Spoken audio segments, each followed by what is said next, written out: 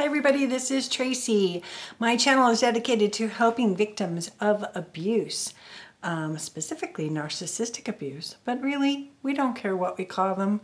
We just know that their behaviors are not appropriate and that we are lucky to not have them in our lives. And today I want to talk to you about the key to healing faster, because I talk to people every single day and they can often get stuck in this loop of watching narcissistic videos. And not that I don't want you here, but I want you to get to a place where you know everything there is about them, about smear campaigns, flying monkeys, all the terminology, all of the different phases. So you might be in the idealization stage, or then you may go to the devalue stage and the discard stage, to know that you are not alone and that this is not something that you did. But after you're done listening to the videos and learning, and you start to go, I think I've heard this before. It's a different story. It's a different person's thing. You want to move on to healing. You want to move on to what do I do next?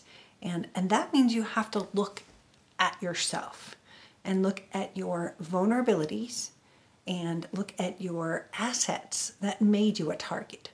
And there's an excellent book that if you've never read, Love Fraud by Donna Anderson, she's got the most comprehensive list of our vulnerabilities that I've ever seen. And I often quote it at my meetups because I think it's important to understand that we're targeted for a reason. And whether it's that we are good people, whether we are people pleasers, and so we're a perfect fit for a person with a personality disorder because they're takers and we're givers. So that is a vulnerability that makes you more vulnerable next time. So we want to look at those. If you don't understand that that was your vulnerability, then you're going to get snagged up again. And I'm not saying you're going to be able to change your vulnerability, but you might not want to reveal it quite as fast as you have before. Once we start to learn about that, and then we look at why me again, and we open this Pandora's box and say, okay, look at codependency, study it, listen to it, look at something called the ACEs score. And there's a great YouTube video on that. I'm not going to elaborate on it, but it has to do with your childhood vulnerabilities. So look at things like that. Look at people pleasing. Look at boundaries.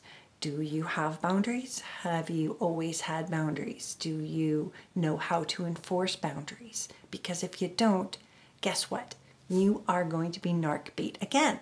So we want you to know how to set a boundary and practice it. You're not going to be good at it right away. Think of it. You're going to go skiing and you're not going to start on the black diamond trail. You're going to practice. You're going to work up from the bunny hill to the next color to the next color. And that's the same thing about setting boundaries.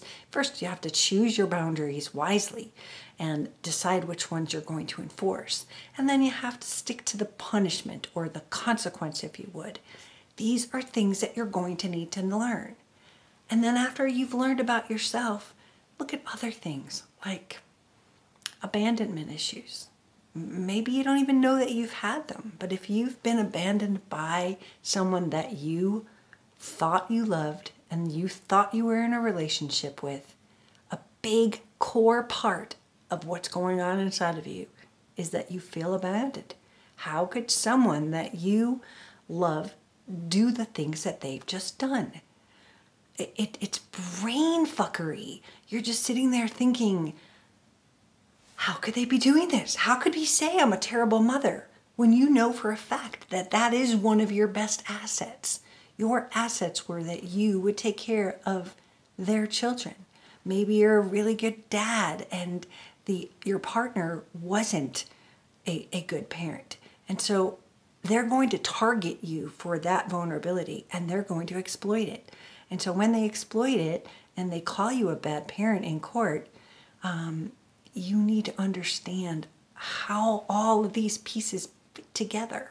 So abandonment of that relationship, whether it's your parent, if you are still in contact with them, you still feel abandoned. How come they weren't the right parent? How come they didn't do what all the other parents did?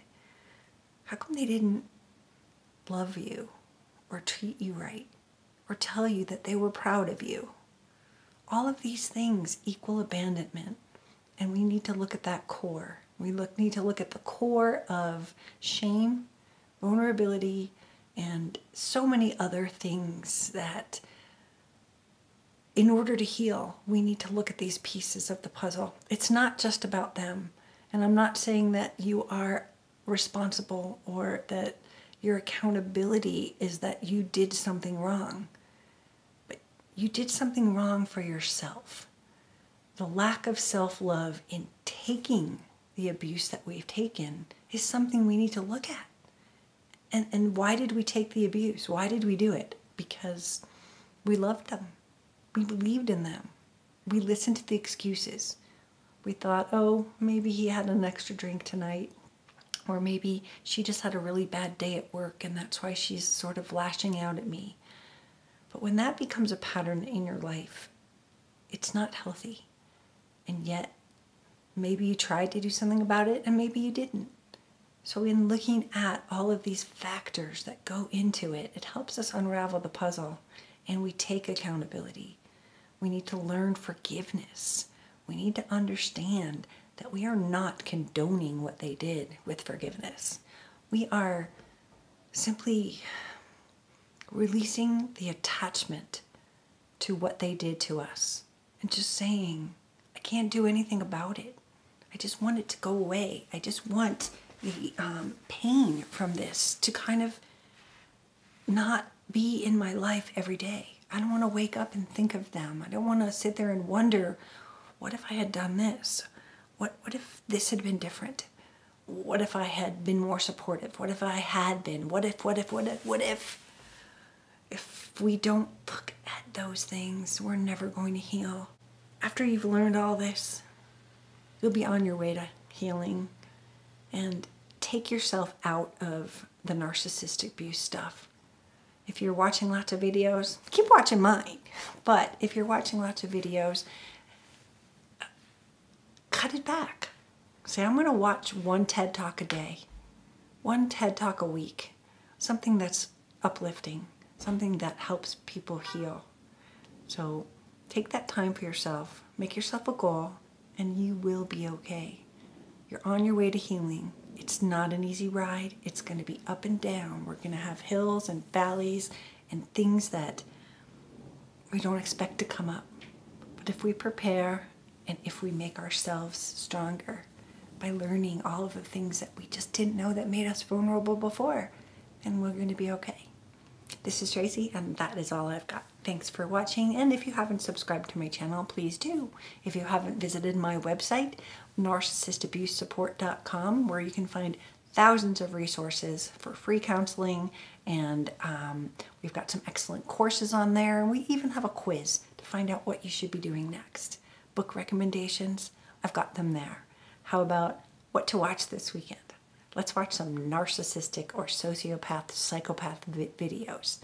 And it's weird that I would say that, but it's one of my most popular pages.